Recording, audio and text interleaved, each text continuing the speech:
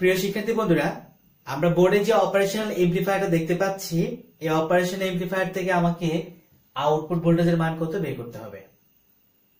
আর ধরে নিতে হবে আমার এই অপারেশনাল এমপ্লিফায়ারটা একটা আদর্শ অপারেশনাল এমপ্লিফায়ার। শিক্ষার্থীরা এখন একটু লক্ষ্য করো, সার্কিটটাকে দেখতে আমাদের কাছে কিন্তু খুবই জটিল মনে হচ্ছে, তাই না? আমার কাছে দেখতে কিন্তু জটিল লাগতেছে। তাহলে এটাকে কিভাবে আমরা ইজিলি সমাধান করতে পারি তার পূর্বে আমরা একটু বেসিক জেনে নিব। কি বেসিক জেনে নেব? চলো বোর্ডেই যাই। দেখো, আমি একটা অপারেশনাল এমপ্লিফায়ার আঁকছি, তোমরা একটু আইডেন্টিফাই করতে পারবে যেটা আমি মূলত কি আঁকছি। একটা অপারেশনাল এমপ্লিফায়ার আঁকলাম যার দুইটা টার্মিনাল, একটা হচ্ছে ইনভার্টিং আর একটা হচ্ছে নন ইনভার্টিং টার্মিনাল। ওকে, তাহলে এখান থেকে এটা আমার আউটপুট পাবো আর এখান থেকে একটা ফিডব্যাক রেজিস্ট্যান্স যুক্ত করে দিলাম। এখন দেখো, এই নন ইনভার্টিং যে টার্মিনালটা তার সাথে যদি আমি একটা সোর্স যুক্ত করি, এর সাথে কি যুক্ত করলাম? একটা সোর্স। এটা ভোল্টেজ সোর্স হতে পারে, আমি এরকম ভাবে ভোল্টেজ সোর্স রাখলাম, এটা গ্রাউন্ড, আর এটা সরাসরি কি করবে? এখান থেকে গ্রাউন্ডে আসবে।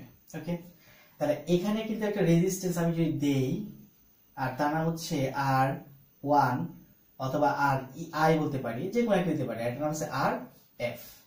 এখন এখানে বি আউটপুটটা আমি কি পেতে পারি শিক্ষার্থীরা? এটা কিন্তু দেখতে একটা কি ইনভার্টিং টার্মিনাল বা ইনভার্টিং অপারেশনাল এমপ্লিফায়ার লাগছে, তাই না?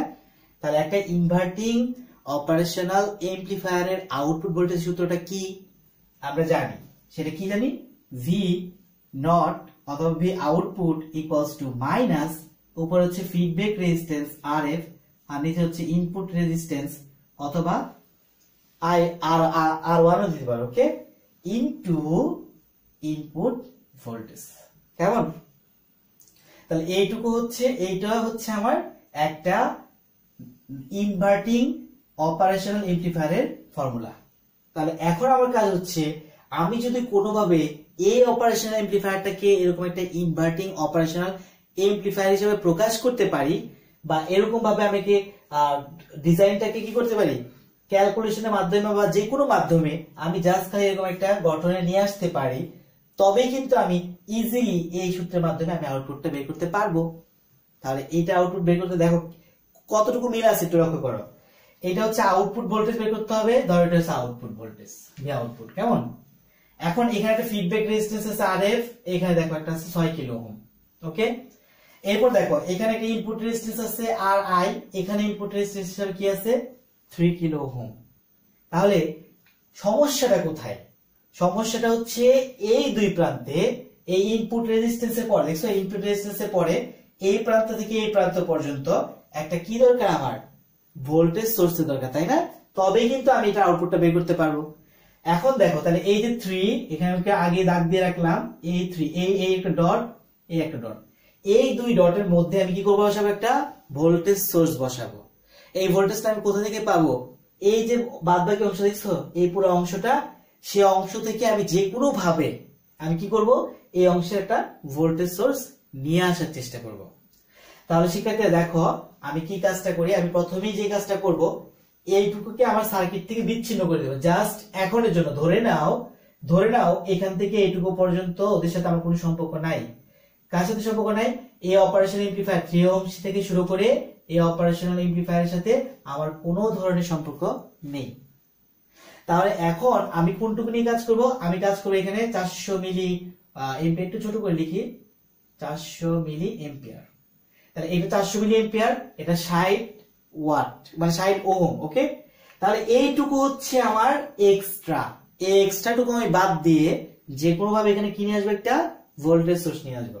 তাহলে চলো আমরা ধারাবাহিকভাবে আমাদের যে কাজগুলো ছিল সেগুলো সমাধান করছি। প্রথম কাজ হচ্ছে, দেখো এইটুকুকে আমি যদি এখানে একটা ভোল্টেজ সোর্স দিতে চাই, তাহলে কি কাজটা করতে হবে? আমার যে কাজটা করতে হবে, যে কোনো থিওরেম অ্যাপ্লাই করে, সেটা হতে পারে সুপারপজিশন থিওরেম, হতে পারে নর্টন থিওরেম, যে কোনো থিওরেম তুমি অ্যাপ্লাই করে এনিহাও তোমার কি করতে হবে? এই দুই প্রান্তে বা এই দুই টার্মিনালের রেসপেক্টে একটা ভোল্টেজ নিয়ে আসতে হবে। দেখো এটা ভোল্টেজটা কত, আমি দেখো এখানে যদি একটা ভোল্টেজ আমি দেই, তখন মানটা কেমন দেখাচ্ছে? এখানে কিন্তু আমার সেই ভোল্টেজটা থাকবে। হ্যাঁ, এটা হচ্ছে একটা ধরো পজিটিভ, এটা নেগেটিভ। তার মানে আমার এরকম একটা ভোল্টেজ দরকার। আমি কেন এটা বাঁকিয়ে দিলাম? তাই এখানে সোজা দিলে এটার সাথে লেগে যাবে, তাই একটু বাঁকিয়ে দিলাম, জাস্ট ডিজাইন দেখাচ্ছে, অন্য কিছু মনে করো না তোমরা। তাহলে আমার কাছে কি এইটা বের করা। তাহলে এইটা যদি বের করতে চাই এই টার্মিনাল সাপেক্ষে, এই দেখো এখানে একটা টার্মিনাল, এটা কি পজিটিভ টার্মিনাল না, তাহলে এটা পজিটিভ টার্মিনাল আর এটা হচ্ছে আমি দিলাম নেগেটিভ টার্মিনাল। ওকে, তাহলে এই পজিটিভ টার্মিনাল এখানে যে ভোল্টেজটা আমি নাম দিলাম হচ্ছে VA। কি ভোল্টেজ দিলাম? VA। তাহলে আমার এই ভি এর মান বের করতে হবে। ভি এর মান যেই কথা, আমার এখানে যে একটা ভোল্টেজ সোর্স দিলাম সেই ভোল্টেজের মান কিন্তু একই কথা। তাহলে শিক্ষার্থীরা দেখো, আমি এই অংশটুকুকে আমি যে কোনো ভাবে ভি এ বের করবো। যে কোনো ভাবে বলতে আমি একটা স্পেসিফিক বলে দিই, আমি এখানে একটা সুপারপজিশন থিওরেম অ্যাপ্লাই করব।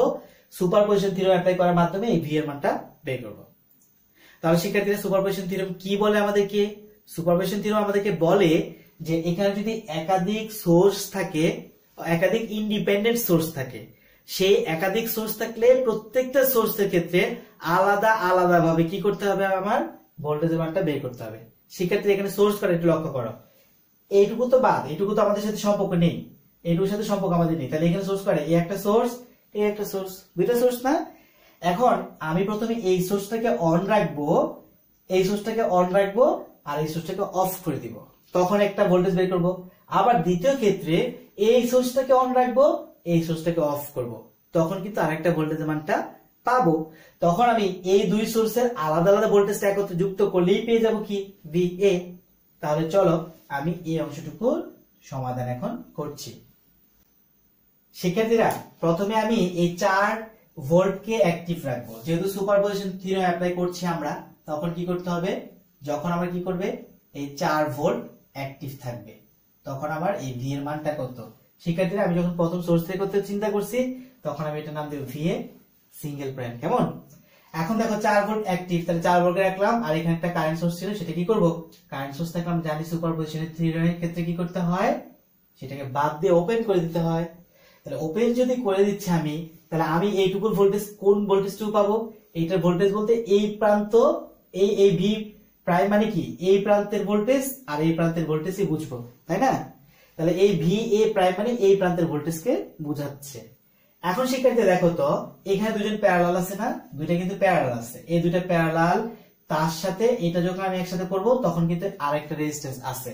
আমি সংক্ষেপে লিখি, এটা কেমন দেখতে দেখো, এই দুটো মিলে একটা হবে, তার মানে এই দুটো হচ্ছে এইটা, আর তার সাথে কি আছে? একটা ভোল্টেজ সোর্স, সেটা কত? প্লাস মাইনাস এখানে 4 ভোল্ট, তাই না? 4 ভোল্ট রইলো, আর এই দুটো মিলিয়ে হলে একটা, আর এই যে পয়েন্ট হচ্ছে এই পয়েন্টটা, আর এখানে যে একটা রেজিস্ট্যান্স আছে সে একটা রেজিস্ট্যান্স কিন্তু এখানে থাকবেই। তাহলে এটার মান তো 25, আমি জানি এটার মান কত? 25, আর 4 ভোল্ট লিখলাম। এখন দেখো এখানে কি আছে? এইভাবে একটা পয়েন্ট, এইভাবে একটা পয়েন্ট আছে, তাই না? তাহলে আমার বের করতে হবে VA সিঙ্গেল প্রাইম। তাহলে VA সিঙ্গেল প্রাইম মানে কি? এইটার ভোল্টেজটা তো VA সিঙ্গেল প্রাইম, তাই না? শিক্ষার্থী দেখো, এখন একটা জিনিস তোমাদেরকে আমি আলোচনা করি, এইটা এবং এইটা, অর্থাৎ আমি বলতে চাচ্ছি যে 40 ওহম তার সাথে যদি প্যারালাল করো কত? 5 ওহম, তাহলে মান পাবে 4.44 ওহম। তাহলে এইটার মান, এই দুইটাকে একসাথে ক্যালকুলেশন করার পরবর্তীতে আমি কি পেলাম? 4.44 ওহম, আর এটা কি ছিল? 25 ওহম। এখন শিক্ষার্থীরা কি কাজ করব?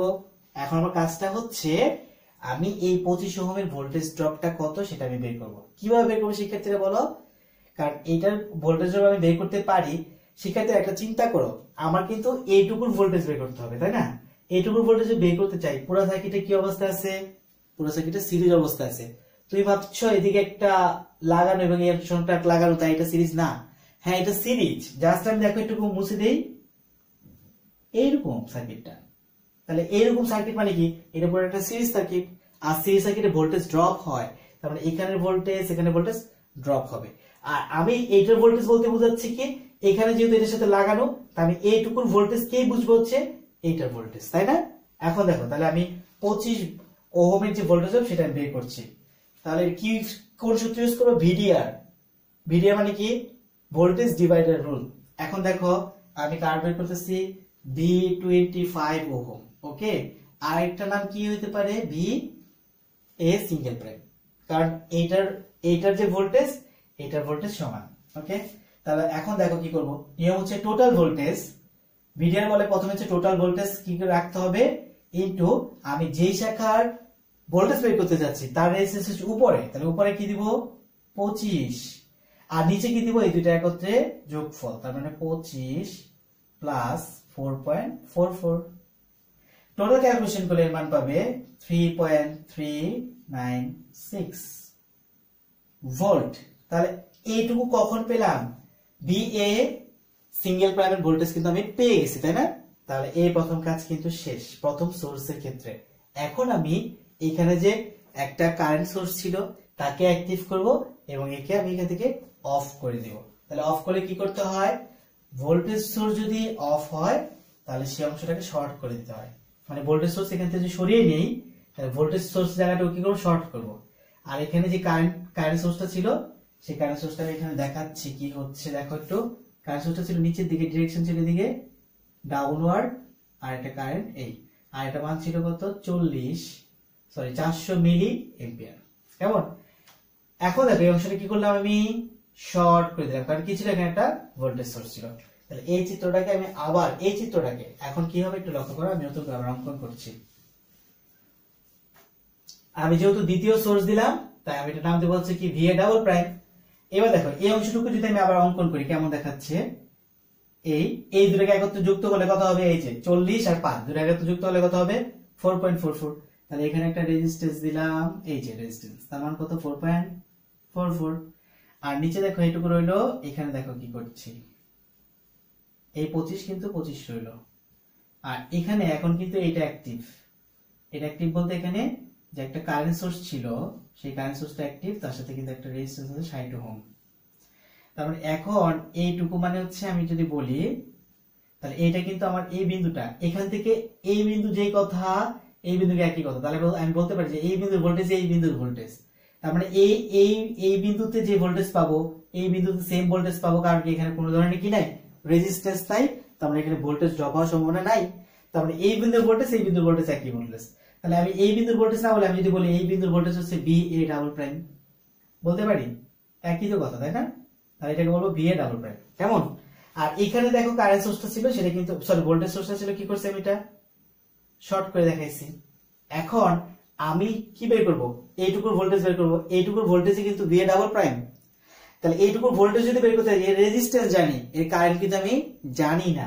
তাহলে দেখো এখান থেকে কারেন্ট কত ছিল? এটা 400 মিলি এম্পিয়ার, আর নিচে রেজিস্ট্যান্স কত? 60 ওহম।